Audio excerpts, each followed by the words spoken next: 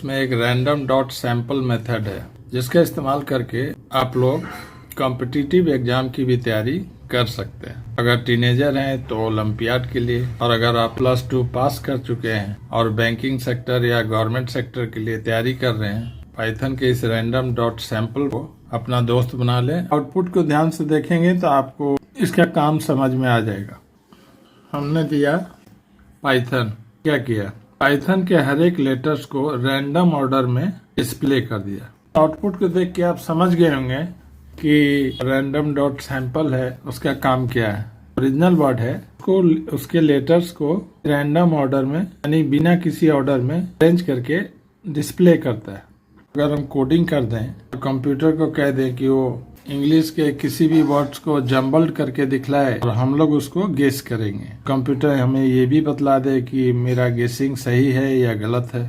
अगर ये काम आपके पीसी करने लगेगा, एक तरह से हमारा स्टडी पार्टनर बन जाएगा। हमारे एग्जाम में जम्बल वर्ड्स वाले जो पार्ट होता है उसकी तैयारी हम लोग करते रहते हैं, उसकी प्रैक्टिस भी करवा देगा। हमारे आंसर्स को सही है कि गलत है ये बतलाकर वो हमारा असेसमेंट भी कर देगा। तो उसके लिए कोडिंग कैसे करेंगे देख लीजिए। रैंडम मॉड्यूल को इंपोर्ट कर लीजिए और जो हमारा ओरिजिनल वर्ड है उसको स्क्रैम्बल करने के लिए एक फंक्शन डिफाइन कर लीजिए, स्क्रैम्बल वर्ड, और जिस वर्ड को स्क्रैम्बल करेगा या जम्बल्ड करेगा ब्रैकेट में दे दीजिए। रिटर्न क्या करना है, रैंडम डॉट सैंपल।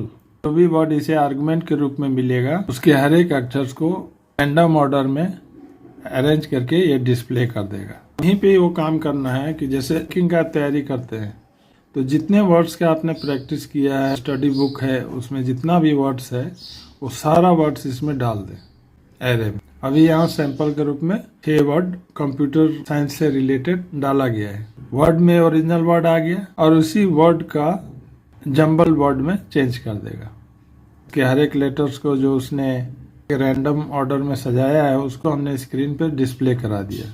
ये क्या करेगा, एरे के किसी भी वर्ड को चूज करेगा, उसको स्क्रैम्बल कर देगा, उसी को स्क्रीन पे डिस्प्ले कराएगा। तो अगर गेस मेरा सही हुआ तो ये करेक्ट रिप्लाई देगा, अगर गलत हुआ तो ये रॉन्ग रिप्लाई देगा।